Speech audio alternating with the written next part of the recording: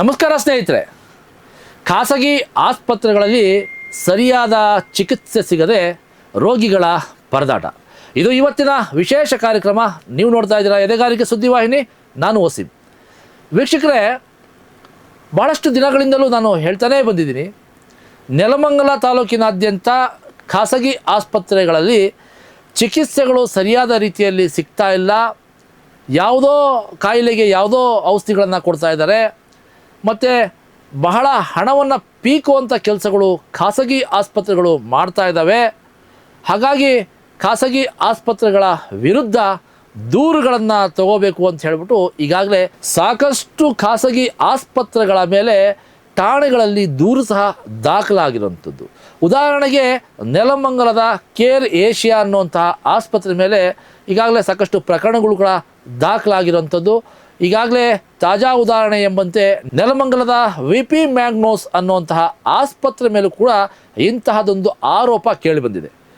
ಕಳೆದ 4-5 ದಿನಗಳ ಹಿಂದಷ್ಟೇ ಒಬ್ಬ ಯುವಕ VP ಮ್ಯಾಗ್ನಸ್ ಆಸ್ಪತ್ರೆಗೆ ದಾಖಲಾಗ್ತಾನೆ. ನರಗಳಲ್ಲಿ ಏನೋ ರಕ್ತ ಕಟ್ಟಿದೆ ಅನ್ನುವಂತಹ ವಿಚಾರಕ್ಕೆ ಚಿಕಿತ್ಸೆ ಪಡ್ಕೊಳ್ಳೋಕ್ಕೆ ಅಂತ ಹೋಗಿರ್ತಾರೆ.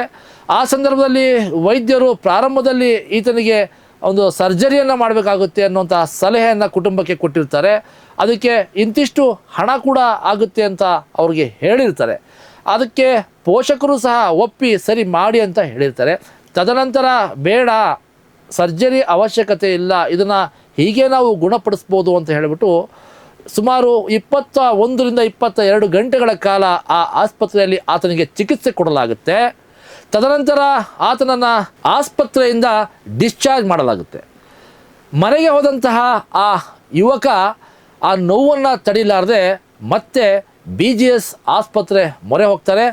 ಅಲ್ಲಿ ಚಿಕಿತ್ಸೆಯ ಪ್ರಾರಂಭಿಕ ತಪಾಸಣೆ ಅಂತ ಮಾಡಿದಂಥ ಸಂದರ್ಭದಲ್ಲಿ ಆತನಿಗೆ ಅಲ್ಲೂ ಕೂಡ ಆಪರೇಷನ್ ಮೊರೆ ಹೋಗಬೇಕಾಗುತ್ತೆ ಅನ್ನುವಂತಹ ಸಲಹೆಯನ್ನು ಕೊಟ್ಟಂಥ ಸಂದರ್ಭದಲ್ಲಿ ಅವರು ಆಪರೇಷನ್ ಮಾಡಲಿಕ್ಕೆ ಹೇಳ್ತಾರೆ.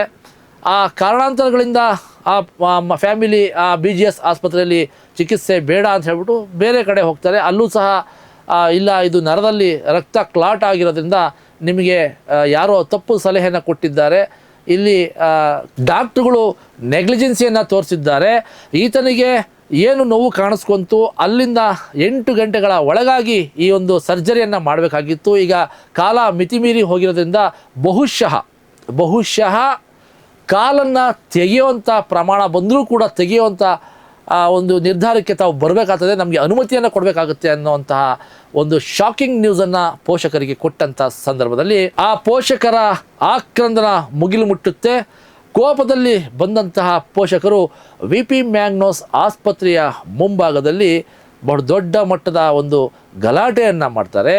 ಪೊಲೀಸ್ ಸ್ಟೇಷನ್ ಮೆಟ್ಟಲನ್ನು ಹೇರ್ತಾರೆ, ದೂರನ್ನು ದಾಖಲಿಸೋದಕ್ಕೆ ಮುಂದಾಗ್ತಾರೆ.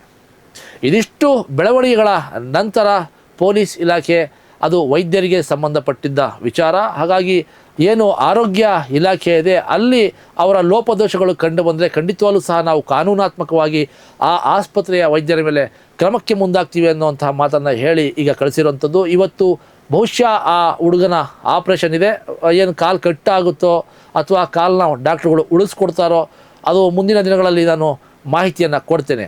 ಆದರೆ ಇಷ್ಟೆಲ್ಲ ಮಾತಾಡ್ತಿರೋ ಉದ್ದೇಶ ಏನಪ್ಪ ಅಂತ ಹೇಳಿದ್ರೆ, ನೆಲಮಂಗಲದಲ್ಲಿ ಸರ್ಕಾರಿ ಆಸ್ಪತ್ರೆ ಅನ್ನೋದು ಕೂಡ ಇದೆ. ಬಹಳಷ್ಟು ಜನ ಸರ್ಕಾರಿ ಆಸ್ಪತ್ರೆಗಳು, ಸರ್ಕಾರಿ ವೈದ್ಯರು ಅಂತ ಹೇಳಿದ್ರೆ ತಾತ್ಸಾರ ಮಾಡ್ತಾರೆ, ಅವ್ರನ್ನ ನಂಬೋದಿಲ್ಲ.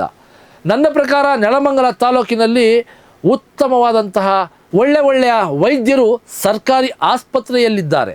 ಆದರೆ ಜನ ಮಾತ್ರ ಸರ್ಕಾರಿ ಆಸ್ಪತ್ರೆಗಳತ್ತ ಹೋಗೋದಕ್ಕೆ ಹಿಂಜರಿತಾರೆ. ಪುಕ್ಸಟ್ಟೆಯಾಗಿ ಔಷಧಿಗಳನ್ನು ಕೊಡ್ತಾರೆ, ಪುಕ್ಸಟ್ಟೆಯಾಗಿ ಟ್ರೀಟ್ಮೆಂಟನ್ನು ಕೊಡ್ತಾರೆ, ಸಾಲದಕ್ಕೆ ಊಟದ ವ್ಯವಸ್ಥೆ ಕೂಡ ಈಗ ಸರ್ಕಾರಿ ಆಸ್ಪತ್ರೆಯಲ್ಲಿ ರೋಗಿಗಳಿಗೆ ಕಲ್ಪಿಸ್ಕೊಡ್ತಾ ಇದ್ದಾರೆ. ಇಷ್ಟೆಲ್ಲ ವ್ಯವಸ್ಥೆಗಳನ್ನು ಮಾಡಿದ್ರೂ ಕೂಡ ಜನ ಖಾಸಗಿ ಆಸ್ಪತ್ರೆಗಳತ್ತ ಹೋಗ್ತಾ ಇದ್ದಾರೆ. ಸಾಕಷ್ಟು ಸಮಸ್ಯೆಗಳು ಉದ್ಭವ ಆಗ್ತಾ ಇದ್ದಾವೆ.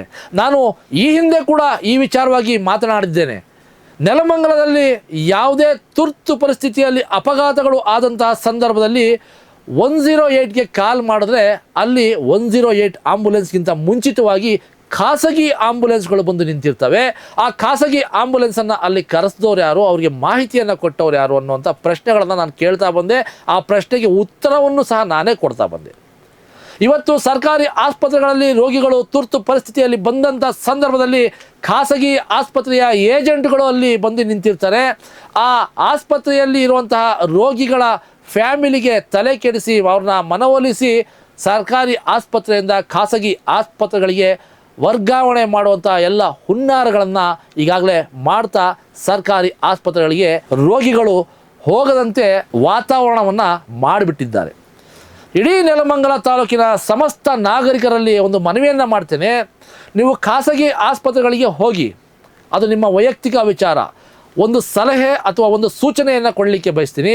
ನೆಲಮಂಗಲ ಸರ್ಕಾರಿ ಆಸ್ಪತ್ರೆಯಲ್ಲಿ ಉತ್ತಮವಾದಂತಹ ಒಂದು ಡಾಕ್ಟ್ರುಗಳಿದ್ದಾರೆ, ಉತ್ತಮವಾದಂತಹ ಔಷಧಿಗಳನ್ನ ಕೊಡ್ತಾ ಇದ್ದಾರೆ, ನಿಮ್ಮನ್ನು ಕೇರ್ ತಗೋತಾರೆ, ನೋಡ್ಕೋತಾರೆ.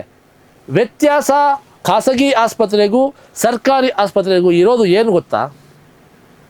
ಖಾಸಗಿ ಆಸ್ಪತ್ರೆಗಳಿಗೆ ಹೋದಂಥ ಸಂದರ್ಭದಲ್ಲಿ ಅಲ್ಲಿನ ಫಾರ್ಮಾಲಿಟೀಸ್ಗಳನ್ನು, ಅಂದರೆ ಆ ಒಂದು ಆಡಳಿತ ವರ್ಗದ ವ್ಯವಸ್ಥಿತ ಪೇಪರ್ ವರ್ಕ್ ಅಂತ ಏನು ಹೇಳ್ತೀವಿ, ಅದನ್ನು ಸ್ವತಃ ಅವರೇ ಮಾಡ್ಕೋತಾರೆ. ಯಾಕಂದರೆ ನೀವು ಲಕ್ಷಾಂತರ ರೂಪಾಯಿ ಕಾಸು ಕೊಡ್ತೀರಲ್ಲ, ಹಾಗಾಗಿ ಅದಕ್ಕೆ ಅಂತಲೇ ಅಲ್ಲಿ ಜನಗಳನ್ನು ಇಟ್ಟಿರ್ತಾರೆ, ಅದನ್ನು ಅವರೇ ಮಾಡ್ಕೋತಾರೆ. ಸರ್ಕಾರಿ ಆಸ್ಪತ್ರೆಗಳಿಗೆ ಬಂದಂಥ ಸಂದರ್ಭದಲ್ಲಿ ಕೋಣೆಯಿಂದ ಕೋಣೆಗೆ ನಿಮಗೆ ಪೇಪರ್ ವರ್ಕ್ಗೆ ಓಡಾಡಿಸ್ತಾರೆ. OPD ಸ್ಲಿಪ್ ತಗೊಂಬನ್ನಿ ಅಂತಾರೆ, ಮೆಡಿಷನ್ಗೆ ಅಲ್ಲೆಲ್ಲ ಹೋಗಿ ಅಂತಾರೆ, ಡಾಕ್ಟ್ರುಗಳು ಈ ಡಾಕ್ಟ್ರಲ್ಲ ಆ ಡಾಕ್ಟ್ರ್ ತಕ್ಕ ಹೋಗಿ ಅಂತಾರೆ. ಈ ಥರ ಸಾಕಷ್ಟು ಸಮಸ್ಯೆಗಳು ಇದ್ದಾವೆ ಸರ್ಕಾರಿ ಆಸ್ಪತ್ರೆಯಲ್ಲಿ. ಪೇಷಂಟ್ಗಳನ್ನು ಅಲ್ಲಿಂದ ಇಲ್ಲಿಗೆ ಓಡಾಡಿಸೋದು ಅವೆಲ್ಲ ಮಾಡ್ತಾರೆ, ಇಲ್ಲ ಅಂತಲ್ಲ. ಆದರೆ ಸರ್ಕಾರಿ ಆಸ್ಪತ್ರೆಯಲ್ಲಿ ಇಡೀ ತಾಲೂಕಿನ ಜನ ಬರ್ತಾರೆ, ಜನಜಂಗುಳಿ ಜಾಸ್ತಿ ಇರುತ್ತೆ. ವೈದ್ಯರು ಎಲ್ಲರನ್ನ ನೋಡಬೇಕು, ಎಲ್ಲ ರೋಗಿಗಳನ್ನು ಅಟೆಂಡ್ ಮಾಡಬೇಕು. ಆ ಸಂದರ್ಭಗಳಲ್ಲಿ ಕೆಲವೊಂದು ಸಣ್ಣ ಪುಟ್ಟ ಅಡೆತಡೆಗಳು ಆಗ್ತವೆ. ಆದರೆ ಉಚಿತವಾದಂತಹ ಸೇವೆ, ಉಚಿತವಾದಂತಹ ಔಷಧಿಗಳನ್ನು ಕೊಡೋದ್ರ ಜೊತೆಯಲ್ಲಿ ನಿಮಗೆ ಉತ್ತಮವಾದಂತಹ ಒಂದು ಸರ್ವಿಸನ್ನು ಕೊಟ್ಟು ನಿಮ್ಮ ಆರೋಗ್ಯದ ಬಗ್ಗೆ ಕಾಳಜಿಯನ್ನು ವಹಿಸ್ತಾರೆ ಸರ್ಕಾರಿ ಆಸ್ಪತ್ರೆಯ ವೈದ್ಯರು. ಒಂದು ವೇಳೆ ನಿಮ್ಮ ರೋಗಕ್ಕೆ ಆ ಆಸ್ಪತ್ರೆಯಲ್ಲಿ ಸರಿಯಾದ ಚಿಕಿತ್ಸೆಗೆ ಕೊಡೋದಕ್ಕೆ ಯಾವ ವ್ಯವಸ್ಥೆ ಇಲ್ಲ ಅಂತ ಹೇಳಿದ್ರೆ ಮತ್ತೆ ಬೇರೆ ಒಂದು ವ್ಯವಸ್ಥಿತವಾದಂತಹ ಆಸ್ಪತ್ರೆಗೆ ಅವರೇ ರೆಫರ್ ಮಾಡಿ, ಅವರೇ ಆಂಬುಲೆನ್ಸನ್ನು ಕರೆಸಿ ನಿಮ್ಮನ್ನು ಕಳಿಸ್ಕೊಡುವಂಥ ವ್ಯವಸ್ಥೆ ಕೂಡ ಮಾಡ್ತಾರೆ. ಆದರೆ ನೀವುಗಳು ಮಾತ್ರ ಸರ್ಕಾರಿ ಆಸ್ಪತ್ರೆಯನ್ನು ನಂಬದೆ ಖಾಸಗಿ ಆಸ್ಪತ್ರೆಗಳ ಹತ್ರ ಹೋಗಿ ಈ ಥರ ಕೆಲಸಗಳನ್ನು ಮಾಡಿಕೊಂಡು ಸಮಸ್ಯೆಗಳನ್ನು ಎದುರಿಸ್ತೀರಾ. ಸಾಲದಕ್ಕೆ ಲಕ್ಷಾಂತರ ರೂಪಾಯಿಯನ್ನು ಸಾಲ ಸೂಲ ಮಾಡಿ ಡಾಕ್ಟ್ರುಗಳ, ಅಂದರೆ ಖಾಸಗಿ ಆಸ್ಪತ್ರೆಯ ಆ ವ್ಯವಸ್ಥೆಗೆ ತಾವು ತಗೊಂಡೋಗಿ ಕೊಡ್ತೀರಾ. ಎಷ್ಟು ಜನ ಇವತ್ತು ಬೀದಿಗಿಳಿದು ರಂಪಾಟವನ್ನು ಮಾಡಿಲ್ಲ, ಎಷ್ಟು ಪ್ರತಿಭಟನೆಗಳನ್ನ ಮಾಡಿಲ್ಲ ಖಾಸಗಿ ಆಸ್ಪತ್ರೆಗಳ ವಿರುದ್ಧವಾಗಿ. ಇಷ್ಟೆಲ್ಲ ಸಮಸ್ಯೆಗಳು ಸಾಮಾಜಿಕ ಜಾಲತಾಣಗಳಲ್ಲಿ, ಮಾಧ್ಯಮಗಳಲ್ಲಿ ಖಾಸಗಿ ಆಸ್ಪತ್ರೆಗಳ ವಿಚಾರದಲ್ಲಿ ಬರ್ತಾ ಇದ್ರು ಕೂಡ ಜನ ಜಾಗೃತಿಯನ್ನು ವಹಿಸದೆ ಖಾಸಗಿ ಆಸ್ಪತ್ರೆಗಳಲ್ಲಿ ಹೋಗಿ ತಗಲಾಕೋತಾ ಇದ್ದಾರೆ. ಸಾಲದಕ್ಕೆ ತಮ್ಮ ಹಣವನ್ನು ಕೂಡ ಕಳ್ಕೊತಾ ಇದ್ದಾರೆ. ಹಾಗಾಗಿ ವೀಕ್ಷಕರೇ, ಇದೊಂದು ಅವೇರ್ನೆಸ್ ಕಾರ್ಯಕ್ರಮನೇ ಅಂತ ಅನ್ಕೋತೀನಿ. ನಿಮ್ಮನ್ನು ಜಾಗೃತಗೊಳಿಸೋಕ್ಕೋಸ್ಕರ, ಜಾಗೃತಿ ಮೂಡಿಸೋದಕ್ಕೋಸ್ಕರ ಈ ಒಂದು ಕಾರ್ಯಕ್ರಮವನ್ನು ಮಾಡ್ತಾ ಇದ್ದೀನಿ. ಖಾಸಗಿ ಆಸ್ಪತ್ರೆಗಳಲ್ಲಿ ಹೋಗಿ ಲಕ್ಷಾಂತರ ರೂಪಾಯಿಗಳನ್ನು ಕೊಟ್ಟು ಹಣವನ್ನು ಕಳ್ಕೊಳ್ಳೋದ್ರ ಜೊತೆಯಲ್ಲಿ ನಿಮ್ಮ ಮನೆಯ ಜವಾಬ್ದಾರಿಯುತ ವ್ಯಕ್ತಿಗಳನ್ನು ಕಳ್ಕೊಳ್ಳೋದಕ್ಕೂ ಮುನ್ನ ಸರ್ಕಾರಿ ವೈದ್ಯರನ್ನು ನಂಬಿ ಸರ್ಕಾರಿ ಆಸ್ಪತ್ರೆಗಳತ್ತ ಮುಖವನ್ನು ಮಾಡಿ ಸರ್ಕಾರಿ ಆಸ್ಪತ್ರೆಗಳಲ್ಲಿ ಚಿಕಿತ್ಸೆಯನ್ನು ಪಡ್ಕೋಬೇಕು. ತಮಿಳುನಾಡಿನಲ್ಲಿ TVK ಪಕ್ಷ ಅಧಿಕಾರಕ್ಕೆ ಬಂದಿದೆ. TVK ಪಕ್ಷ ಅಧಿಕಾರಕ್ಕೆ ಬಂದ ನಂತರ ಸಾಕಷ್ಟು ಬೆಳವಣಿಗೆಗಳು ಆಗಿದೆ, ಬದಲಾವಣೆಗಳು ಕೂಡ ಆಗಿದೆ. ಆ ಒಂದು ಬದಲಾವಣೆಯಲ್ಲಿ ಸರ್ಕಾರಿ ಆಸ್ಪತ್ರೆಗಳಲ್ಲಿ ಸಚಿವರು, ಸರ್ಕಾರಿ ನೌಕರರು ಚಿಕಿತ್ಸೆಯನ್ನು ಸರ್ಕಾರಿ ಆಸ್ಪತ್ರೆಗಳಲ್ಲೇ ಪಡ್ಕೋಬೇಕು ಅನ್ನುವಂತಹ ಮಾರ್ಗದರ್ಶನ ಕೂಡ CM ವಿಜಯ್ ತಳಪತಿಯವರು ಕೊಟ್ಟಿರುವಂಥದ್ದು.